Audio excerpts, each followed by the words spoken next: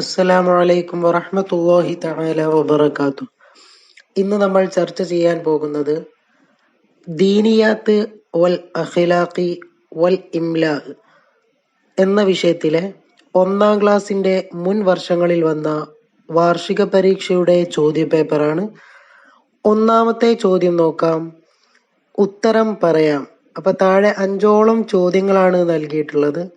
അപ്പൊ ആ ഒരു 5 ചോദ്യങ്ങൾ ഉസ്താദുമാർ നിങ്ങളോട് ചോദിക്കും. അതിന് കൃത്യമായിട്ടുള്ള രീതിയിൽ ഉത്തരം പറഞ്ഞു കൊടുക്കുക. അപ്പൊ ഒന്നാമത്തെ ചോദ്യം നോക്കാം. ഓരോന്നിനും 10 വീതം മാർക്കാണ്. ഒന്നാമത്തെ ചോദ്യം, എല്ലാം കാണുന്നവനും കേൾക്കുന്നവനും ആരാണ്?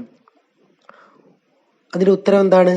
അല്ലാഹു തആല, അല്ലെ? അല്ലാഹു ആണ് എല്ലാം കാണുന്നവനും കേൾക്കുന്നവനും.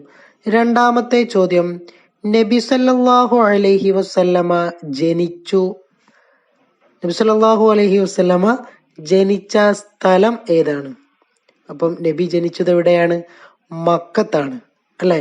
അപ്പൊ അവിടെ മക്കത്ത് എന്നുള്ളതാണ്, മക്കയിൽ എന്നുള്ളതാണ് നമ്മൾ ഉത്തരമായിട്ട് പറയാനുള്ളത്. മൂന്നാമത്തെ ചോദ്യം, നമുക്ക് വേണ്ടി അറിവുകൾ പഠിപ്പിച്ചു തരുന്നത് ആരാണ്? ഉത്തരം ഉസ്താദുമാർ. ഇനി നാലാമത്തെ ചോദ്യം, നാം കൂടണം ആരോട്? നല്ല കൂട്ടുകാരോട്. അപ്പൊ നല്ല കൂട്ടുകാരോടാണ് നമ്മൾ കൂട്ടുകൂടേണ്ടത്. ഇനി അഞ്ചാമത്തെ ചോദ്യം, നമ്മെ പ്രസവിച്ചത് ആരാണ്? നമ്മെ 10 മാസം ഗർഭം ചുമന്ന് വേദന സഹിച്ച് നമ്മെ പ്രസവിച്ചത് ആരാണ്? ചോദ്യം എന്താണ്? നമ്മെ പ്രസവിച്ചത് ആരാണ്? ഉത്തരം എന്താണ്?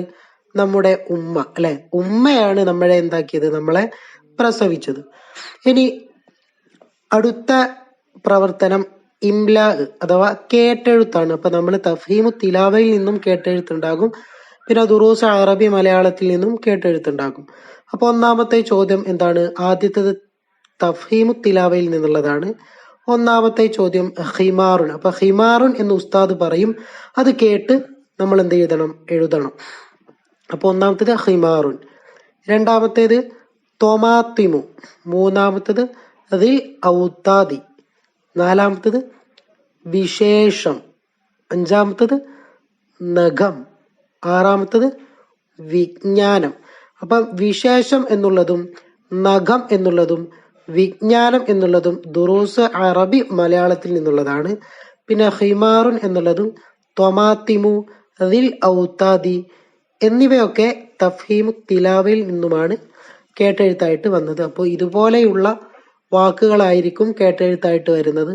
അപ്പം ഇതുപോലെ ഈ രൂപത്തിലുള്ള വാക്കുകളൊക്കെ നമ്മൾ പഠിക്കാൻ ശ്രമിക്കുക. എന്നിട്ട് കേട്ടെഴുത്തിന് തയ്യാറായി വരിക. ദുആ വസിയത്തോടെ നിർത്തുന്നു. വആഖിർ ദഅവാന അനിൽ ഹംദുലില്ലാഹി റബ്ബിൽ ആലമീൻ. അസ്സലാമു അലൈക്കും വറഹ്മത്തുള്ളാഹി തആല വബറകാതുഹു.